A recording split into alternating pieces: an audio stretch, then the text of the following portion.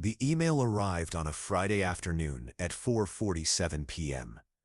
Effective immediately, the IT operations team is being restructured to leverage AI automation solutions. Your services are no longer required. 20 years of building and maintaining their entire technology infrastructure. Dismissed in 2 sentences.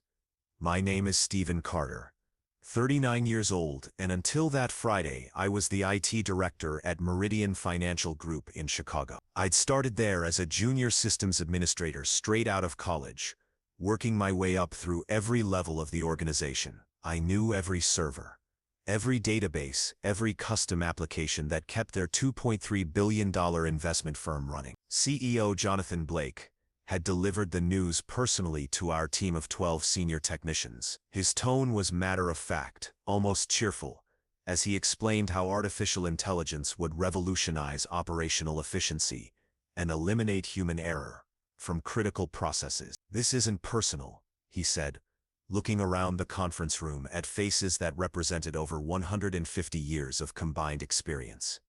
"It's simply evolution. AI doesn't take sick days, doesn't need benefits, and works 24/7 without complaining." I raised my hand. "Jonathan, what about the custom systems we've built? The integrations that aren't documented anywhere? The legacy databases that require specific knowledge to maintain?" He waved dismissively. "That's exactly the kind of complexity we're eliminating. Modern AI systems are self-maintaining. They learn and adapt without requiring human intervention." What Jonathan didn't understand was that our complexity wasn't inefficiency. It was 20 years of carefully crafted solutions to problems that AI had never encountered. Meridian Financial wasn't a typical investment firm. We specialized in what the industry called distressed asset recovery, buying failing companies, restructuring their operations, and selling them at a profit. Our clients were pension funds, insurance companies, and sovereign wealth funds that needed extremely sophisticated analysis of financial data, market trends, and regulatory compliance. The technology infrastructure I'd built over 2 decades was specifically designed to handle this complexity. We processed real-time data from 47 different financial markets, integrated with regulatory reporting systems in 12 countries, and maintained secure connections to banking networks that required military-grade encryption. Our custom applications weren't just software. They were competitive advantages that allowed Meridian to analyze deals faster and more accurately than our competitors. But Jonathan had been seduced by a presentation from NeuralOps Solutions, a startup that promised to replace entire IT departments with AI-powered automation. Their sales pitch was compelling: 90% cost reduction, 0 downtime, and intelligence that surpasses human capabilities. The contract with NeuralOps was worth $3.2 million annually, about half of what Jonathan had been spending on our salaries and benefits. On paper, it looked like brilliant cost management. As we cleaned out our desks that Friday evening, my team looked to me for guidance. "What do we do now, Stephen?" asked Maria Santos, our database administrator, who'd been with the company for 15 years. "We update our resumes and find new opportunities," I replied, "and we wish them luck with their AI experiment." But privately, I was already planning something else. I'd been documenting potential failure points in our systems for months, ever since Jonathan started talking about AI replacement. Not to sabotage anything, but to prepare for exactly this scenario. 20 years in IT had taught me that complex systems fail in predictable ways when they're not properly maintained. Hardware develops problems that require specific troubleshooting knowledge. Software encounters edge cases that weren't anticipated during initial programming. Security protocols need constant updating to address new threats. Our infrastructure at Meridian was particularly vulnerable because it had been built incrementally over 2 decades. Each new capability had been layered onto existing systems, creating interdependencies that weren't obvious to outsiders but were critical to overall functionality. I'd spent the past 6 months creating detailed documentation of these vulnerabilities, not to cause problems but to ensure smooth transitions if personnel changes became necessary. The irony was that this documentation would now become evidence of why human expertise couldn't be easily replaced. Monday morning, I watched from across the street as NeuralOps technicians arrived at Meridian's office building. 3 young engineers with laptops and confident expressions, ready to revolutionize financial technology. By Wednesday, I received the first call. "Stephen, this is Jennifer Walsh from Meridian HR. We have a few technical questions about the transition process." "I'm no longer an employee, Jennifer. You'll need to direct those questions to NeuralOps." "Right. But they're having some difficulty accessing certain legacy systems. They were hoping you might be available for a brief consultation." "What kind of consultation?" "Just a few hours to help them understand the architecture you built. We could arrange a consulting fee." I was tempted to help. These were good people I'd worked with for years, but Jonathan had made his position clear. Human expertise was obsolete. "I appreciate the offer, but I'm sure the AI systems can figure it out. That's what they were designed for, right?" The second call came on Friday. "Stephen, this is Jonathan Blake. We need to talk." His voice had lost its confident tone from the previous week. "What can I do for you, Jonathan?" "We're experiencing some technical difficulties with the transition. NeuralOps says they need more time to understand our specific configurations." "How much more time?" "They're estimating another 2 weeks, maybe 3. And in the meantime, some of our client reporting systems are offline. We're having trouble accessing historical trade data. The regulatory compliance reports that were due Wednesday haven't been generated." I chose my words carefully. "That sounds challenging. I'm sure NeuralOps will resolve it quickly." "Stephen, I know things ended badly last week, but we could really use your help getting through this transition period." "Jonathan, you were very clear that AI was superior to human expertise. I'd hate to interfere with that process." The line was quiet for a moment. "What would it take for you to come in and help sort this out?" "I'm not available for temporary consulting, but I know several excellent IT firms that specialize in emergency system recovery." "What do they charge?" "Usually around $500 per hour,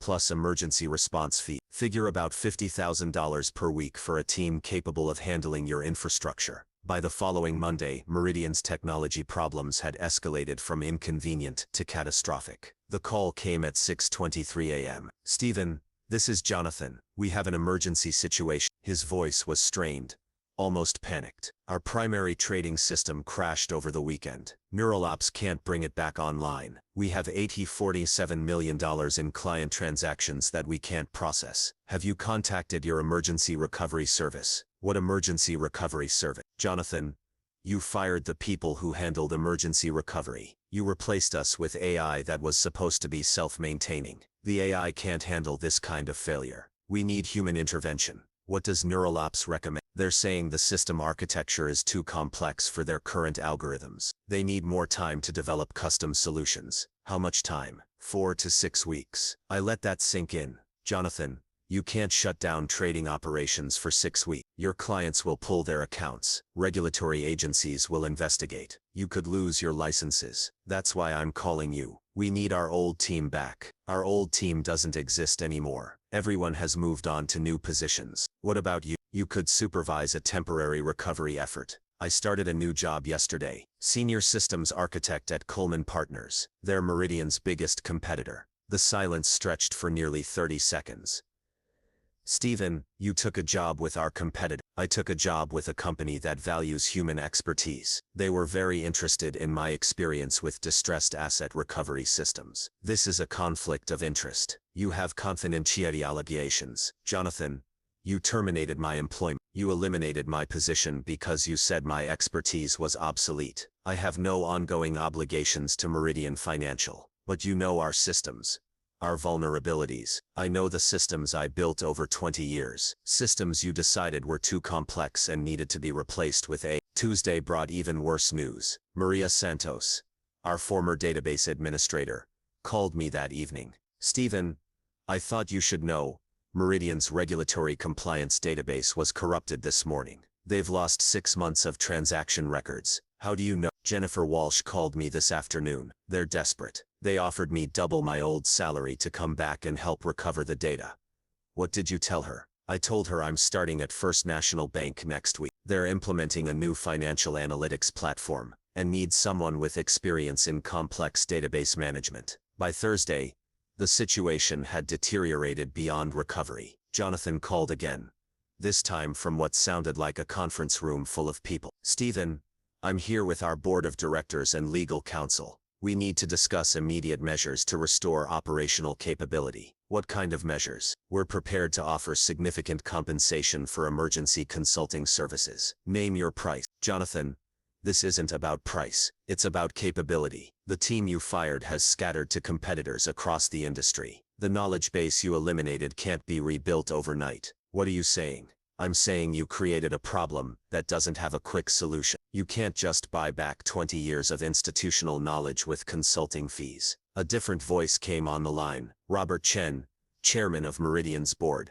Mr. Carter, this is Robert Chen. What would it take to reconstitute your former team on a temporary basis? Mr. Chen, it's not possible. Half the team has already started new positions. The others have signed non-compete agreements. Even if everyone were available, it would take months to rebuild the working relationships and system knowledge needed to manage your infrastructure. Are you saying the situation is irreparable? I'm saying the situation was preventable. Complex systems require experienced human oversight. AI can assist human decision-making, but it can't replace 20 years of accumulated expertise. Friday morning brought the news I'd been expecting. Meridian Financial Group announced a temporary suspension of client services due to unforeseen technical challenges during a planned system upgrade. The press release blamed integration complexities and promised full restoration of services as soon as possible. Financial industry publications were less diplomatic. The headlines read, Meridian Financial paralyzed by failed AI transition,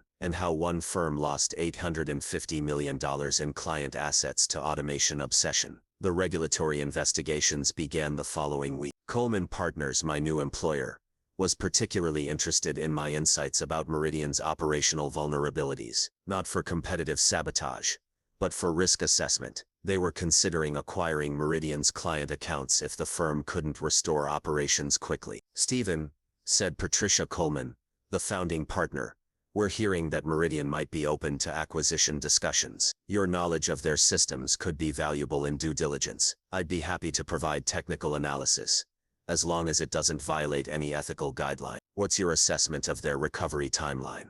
Honestly, they're looking at 6 to 12 months to rebuild operational capability, assuming they can hire experienced staff and retain their remaining clients. More likely, they'll need to sell assets to a firm with existing infrastructure. 3 weeks later, Coleman Partners acquired Meridian Financial's client portfolio for $1.2 billion, about half of what it would have been worth before the AI transition disaster. Jonathan Blake was terminated by Meridian's board and replaced with an interim CEO who immediately began rebuilding the IT department with human staff. Neuralops Solutions lost their contract and faced a $15 million lawsuit for failing to deliver promised capability. 6 months after my termination, I received an unexpected call that completed the circle.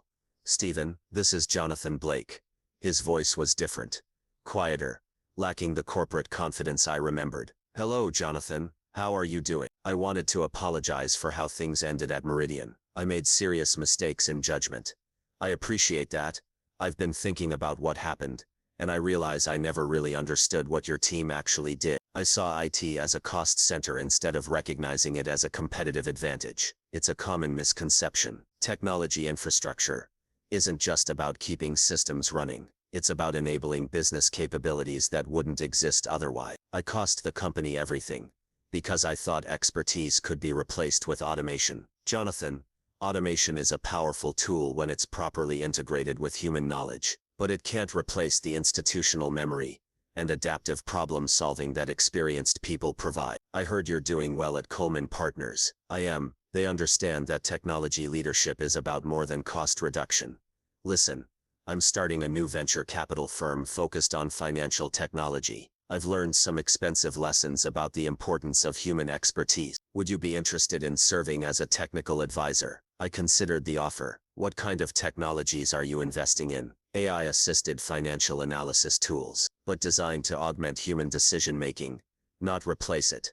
That sounds more promising than your previous approach. Stephen, I lost $850 million in client assets and destroyed a 20-year-old firm because I thought I could automate away human knowledge. I won't make that mistake again. Today, I serve as Chief Technology Officer at Coleman Partners, and as a technical advisor to Jonathan's VC firm. The irony isn't lost on me. The CEO who fired me for being obsolete now pays me consulting fees to help him evaluate AI technologies. The team that was eliminated from Meridian has mostly landed at competing firms. Maria Santos became database architect at First National Bank. Tom Rodriguez leads IT security at Highland Capital. Jennifer Martinez started her own consulting practice specializing in financial system integration. All of us are earning significantly more than we did at Meridian, working for organizations that value expertise rather than trying to eliminate it. Jonathan's mistake wasn't trying to incorporate AI into financial operations.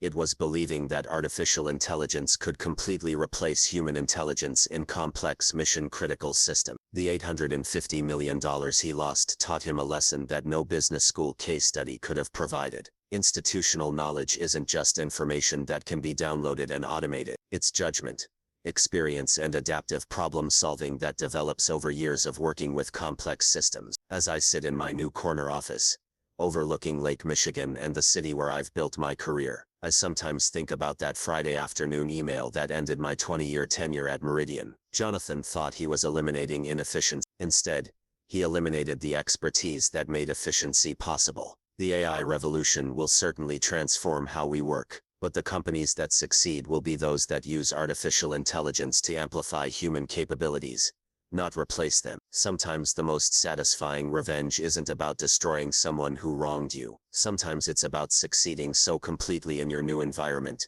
that your former employer realizes exactly what they lost and exactly what it cost them to learn that lesson. The panic in Jonathan's voice when everything crashed wasn't just about system failures. It was about recognizing that 20 years of human expertise can't be replaced with algorithms, no matter how sophisticated they claim to be. That realization cost him his career and his company, but it taught both of us something valuable about the irreplaceable value of human knowledge in an increasingly automated world.